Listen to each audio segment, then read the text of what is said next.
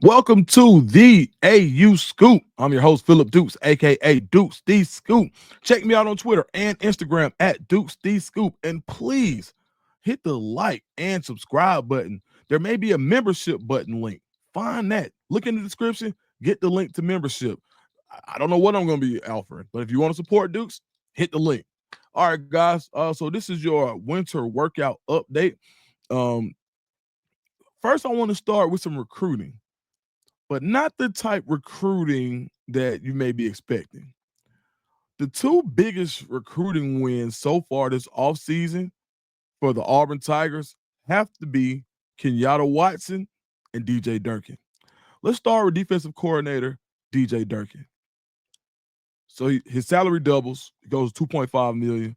And I think when you think about coaches being retained, it's the same principle as thinking about when you get a player that's highly rated. In the recruiting circles, they always say it's who you beat. Now, I can confirm that Ohio State, as other people have already done, but I know for a fact Ohio State was interested, and that's why you saw Auburn be so aggressive. But a guy like Durkin, who has head coaching experience, has been a ton of places in the SEC. What he was able to do with that Auburn defense last year, I think they were 32nd overall. But what he was able to do to raise that level of play and to do it with the amount of freshmen that played on defense and newcomers, I think it was amazing. True freshmen now. When you think about losing the Colton Hood and going into the season, nobody they were thinking, okay, Keontae Scott's your one corner, and you got Keontae Scott, you got K.L. Lee. Who's your other guy? And then the emergence of Jay Crawford, all freshman, all SEC, the emergence, then you go into the safeties. Then you think you got guys who are there, and then you see a guy like Caleb Harris emerge. Then you see a guy like DeMarcus Riddick flash, and you see a guy like Malik Blockton. They were able to be successful because, one, the way that Durkin teaches it, the way that he coaches it, and two, they had the ability because Durkin didn't see NIL numbers. Durkin didn't see rankings. What Durkin saw was who wants it, who's going to do what it takes. And to be honest, it was almost like my way or the highway. If you weren't really willing to conform to loving football and putting football first, then you weren't going to play for DJ Durkin. He didn't care how long you had been there. It was seniors, juniors. So I think by being able to keep that continuity going, and now that's the culture there, I think you'll only see Auburn's defense, and you look at the pieces that they've added, I think you'll only see Auburn's defense get better. Um, when you look at the guys who came who transferred who transferred for Durkin, when you look at the high school relations that he has, when you look at how well Auburn has been doing when it comes to recruiting the Northeast, primarily the DMV, Baltimore. We look at St. Francis Academy, that pipeline. The majority of that can be attributed to DJ Durkin. So having a guy like this to be retained, no matter the cost, it was imperative and one of your best recruiting jobs, because when the whole country starts calling, when the national champions call, that's a job that you go take because your cupboard is going to be stocked, right? You're going to be paid well, and if you want to go be a head coach, why not? Or you want to go to the league, or you want to go get another big high profile job. If you and right now, the biggest term, and my man Uncle Neely always says this is, and a lot of people say it as well, the best indicator of future performance is past performance. So if you want to know what happens when you take that job and you do well in the coordinator role at Ohio State, you know that there's something, it's either a bigger payday, or more opportunity. It said a lot to keep Durkin in Auburn. It said a ton. And I think Hugh Freeze was very intentional about keeping him. Kenyatta Watson, equally as important. When you talk about relationships, when you talk about being able to build, and relationships not only with parents and athletes, but relationships that go into the NFL, as he's been the NFL liaison in multiple schools. Someone who has a son. Like Kenyatta comes with so much. Think about this. Kenyatta Watson is going to be able to attend all of the camps because his son, right now, is a prospect, one of the most freakish athletes at the recent Under Armour event in Atlanta. Well, Kenyatta's son, and he was able to attend. He's going to be able to attend all the camps that his son attends. Whether he won't be able to communicate with anybody, but you talk about scouting and recruiting to be able to be in the building, to be able to have a guy who has his presence in the building with his Auburn gear on, they're going to be looking and seeing Coach Watson. They're going to be seeing him there. Now, he can't have any contact there, but that's a plus. When you look at how his relationships in the Gwinnett area have come to fruition, look at all the kids. Look at what he's able to do at Grayson. You know, where his son actually attends, where the number one player in the country goes, where Ant Davis, a linebacker that Auburn is on heavily, goes. Travis Burgess, like you just go down the list of guys in that Gwinnett area who have relationships with Coach Watson. Get out of the Gwinnett area. Go to the Metro Atlanta area. Come to the South Side. Go to Westlake. Go to Langston Hughes. Go to Creekside. You go to these schools and they're familiar with Coach Watson. What he does outside of, he's from Florida. What he does at the bottom, he worked at Florida State. So when you think about everything that he brings to the table, how was he the linchpin in the Deuce Knight recruitment? Man. So Notre Dame comes calling and Auburn makes it work. Auburn makes it happen. That's another big recruiting win to keep that continuity going for players to continue to understand that Auburn is serious about what they want to do. And it starts with the staff. And when things are working, they're not going to allow other schools to stop their progress. Now, that means the two teams in the national championship, right? You think about Notre Dame, right? Coming to get a key recruiting staffer. Think about Ohio State going after your defensive coordinator.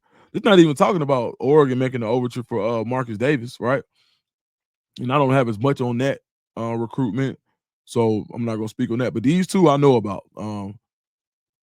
And having relationships at Ohio State and Notre Dame, you know, these are two guys that are well respected that Auburn was able to keep, and that when people want to poach your staff, that means they see something and that something's coming. And so I think that as long as Auburn can continue to keep the continuity on this staff, when you talk about guys like Watson and Durkin and some of the young stars on this staff, that they mix in with veteran presence, like a Coach Crown. You look at what TJ Rusher, what he'll be able to do in his first role as someone who's worked closely with DJ Durkin. Now he has the safeties room. You pair him with the Coach Crown. I mean, you're really putting together a really solid staff at Auburn, and it's less about putting it together as it is retaining it. So salute to those the Coach Freeze for making it happen. All right, let's get into winter workouts. All right, so speaking of Deuce Knight, man, Deuce Knight is ready, man. Every receiver I've talked to, even the DBs, they say like the way like this is a quarterback competition. Like I think a lot coming into the season, people were thinking that it was Jackson Arnold's job to lose and that it wouldn't be a competition, and basically Ashton Daniels from Stanford and Deuce Knight would be fighting for two. I think this is going to be an open quarterback competition. I think Daniels, who has starting experience, will be able to come over and to provide and push both guys. And you just don't know how this is going to shake out. But what a problem to have. Three very serviceable guys.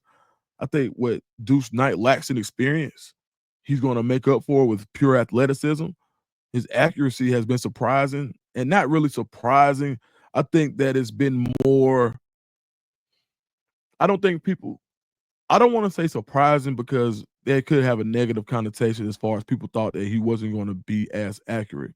I think that it's just been more a pleasant surprise or something where it's like, man, this guy really is accurate. I think sometimes his athletic gifts when he's running the ball, his frame outshine his accuracy and the way the ball pops off his hand. But I think once you get him in that offense, being able to throw off schedule, being able to throw on the run, to be able to hit different arm slots, I think that's what makes Deuce Knight dangerous. As long as he continues to pick up the playbook, and he's been a sponge so far, he's been a staple in the football-only facility. He's a guy that has already gained fans in the locker room from older guys. Like I'm talking to upperclassmen, the guys that have been there. I'm not just talking about, not talking to freshmen. I'm talking to older guys. These are guys in that locker room that are impressed with what they see out of Deuce Knight. And if Deuce performs well enough in the spring and in the fall, they'd have no problem with him being the first guy you run out there. And this is no disrespect to Jackson Arnold. We're just saying that Auburn finally has the problem that championship teams have at this level, where you've got multiple guys that can start and win you ball games. It's a problem that Ohio State's had, where they provided starters to other programs. It's a problem that Georgia has had. It's a problem that Alabama has had.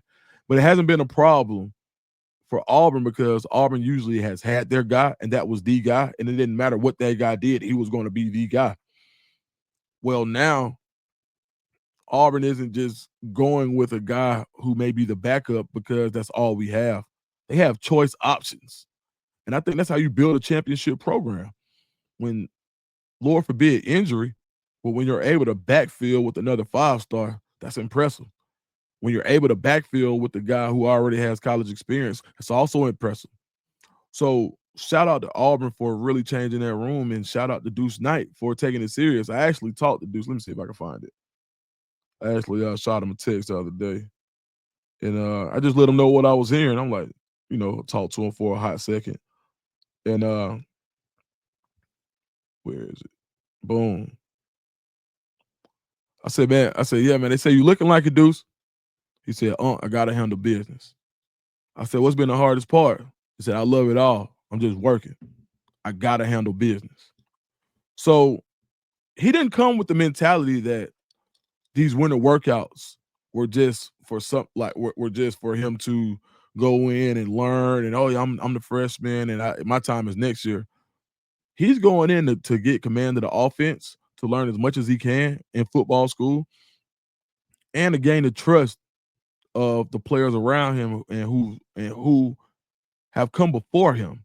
And the best way to do that is to show up, to work out, and to continue to be explosive in everything that you do. So shout out to Deuce Knight, because this praise isn't coming from coaches. This praise is coming from his fellow players. So um, once again, Deuce Knight is going to be someone too who's continues to impress in workouts and team run, individuals, group sessions. Let's talk about Horatio Fields, another guy that has been impressive. He's gonna be on the field, like you can bet it. Um, as you know, and I try not to do these too often because there's only so much you can get out of these winter workouts. Where I think the coaches are only allowed to be around for 2 hours a week. They split them up into 2 1-hour sessions. And but what you hear about Horatio Fields is businessman, really workman-like mentality. Someone who's gonna do all of the right things. He's gonna be in the right places. You can trust him. And I think that's so important when you bring in a transfer guy, uh, like a kid, like Lambert Smith last year. You were able to trust him, right? On third downs, you knew where the ball was probably going because he was trustworthy. You knew he was going to be in the right spot. You knew he was going to run the right route. You knew if he had an opportunity to catch the ball to his catch, more than not, he's going to make the play.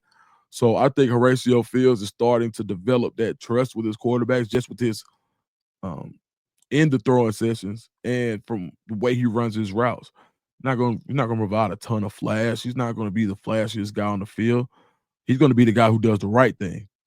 And I think that he's gaining the trust of players. And I think it's so important this year. Trust is such a big word in Auburn because when you look at it, it was so polarizing to see how the defense performed in some games and the offense performed in some games. And naturally, you had to fight to keep that locker room together, which I think the coaches and the players did a good job. But on the outside, when you look at the fans, you look at us, you look at the media pundits, it's like if Auburn could score on offense, they would win this many games. And I'm not, and they're right. If Auburn doesn't turn the ball over, so trust is so important.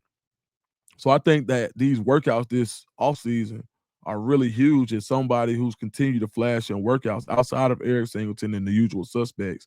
And the usual is Horatio Fields. Um, let's move over to the defensive side. First of all, defensively, I think today's Thursday. I'm gonna drop this video as soon as I record it. Today's Thursday. Numbers will be assigned tomorrow. And on Friday, if you're watching this on Friday, numbers will be assigned.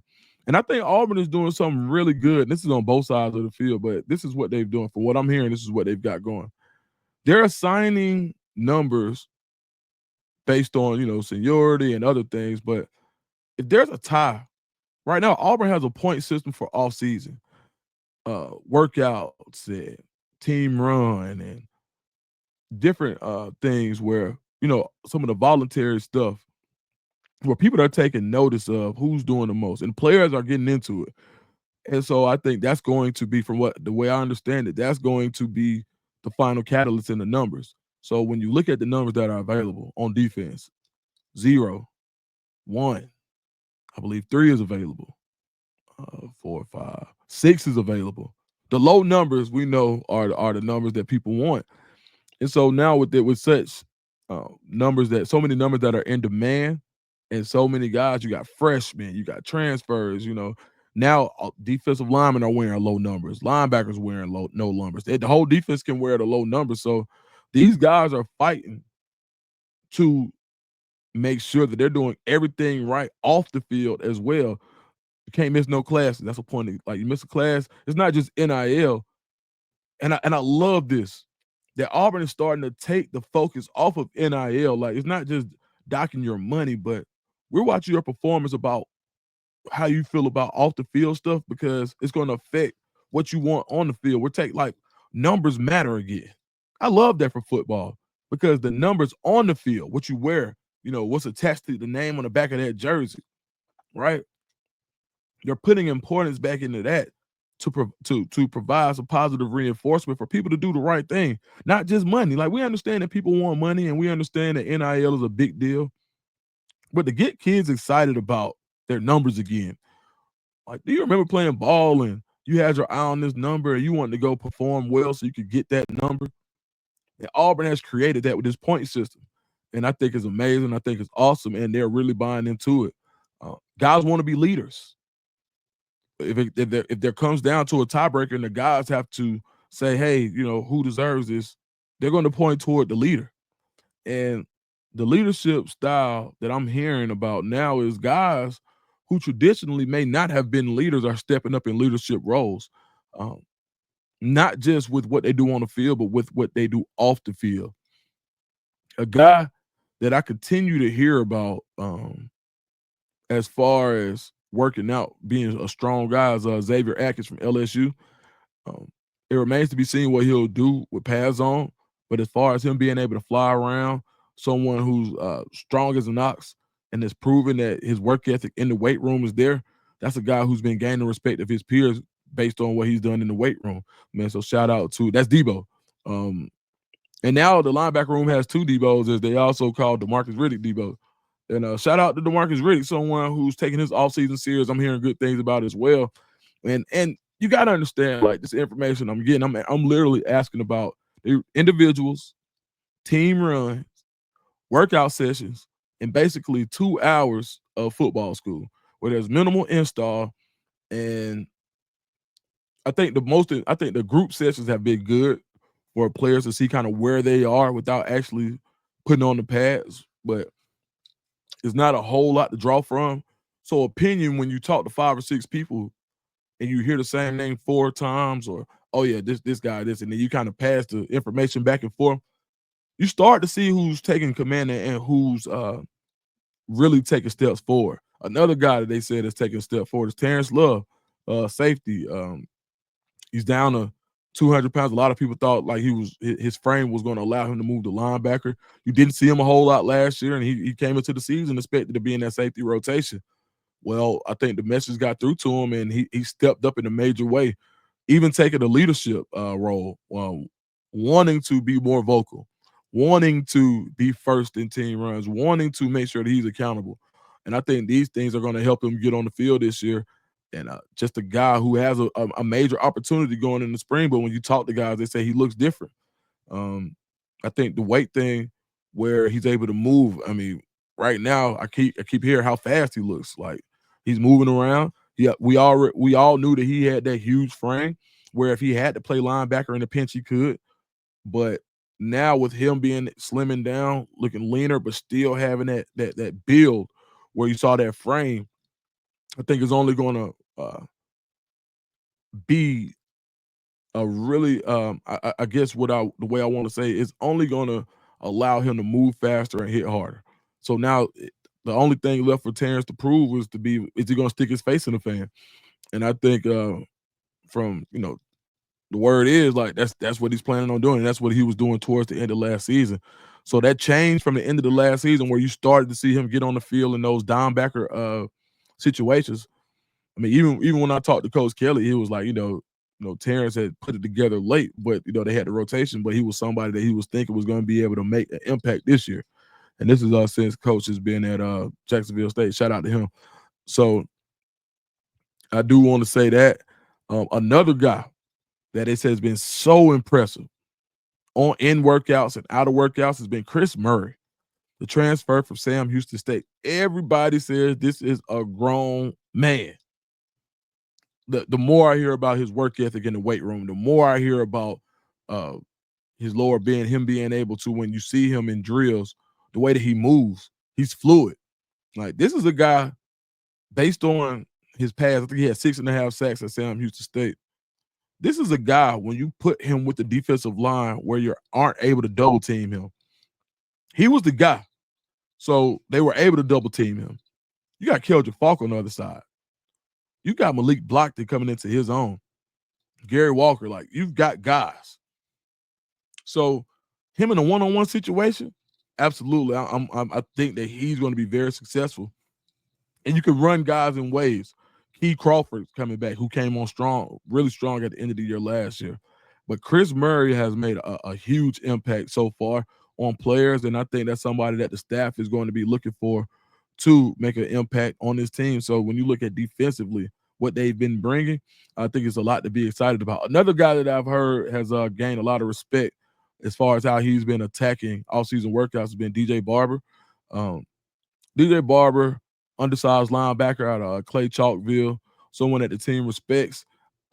Just the way he handles his business, where as far as when he's on the football field, you know that he's a true ball player. The way he attacks individuals and team runs, they say, he was another name that I keep hearing, like, if he could put it all together, that is somebody that, could help the team this year. When you look at that linebacker core, you're going to need that help. So you got, but yeah, those are the names that I heard this week that have done well and continue to do well. I'll check back in next week because you only got 2 real group sessions, 2 hours of sessions that they split on 2 days. So I think I'll check back in this weekend, maybe Monday, and I'll be back next week with some more to talk about as far as winter workout updates. The numbers will come out. So I'm not sure when they're going to announce the numbers, but they'll be giving out tomorrow. So I'm not sure when I get some more info on those numbers and how the process went, I'll be sure to add that. But make sure you hit the like and subscribe button, man. If you got any questions, anybody that you want to hear about. Before I get out of here, Perry Thompson. Perry Thompson is someone who people are seeing starting to turn that corner. Like you saw him play last year. There were some things as far as like being in the right place at all times that most receivers that young, there's that learning curve, but attacking it like a professional. There's so much talent in that wide receiver room where I think that right now Perry is a guy that you got to look for because he's got the body. The man walking around at 220, 225, like built like Julio Jones today.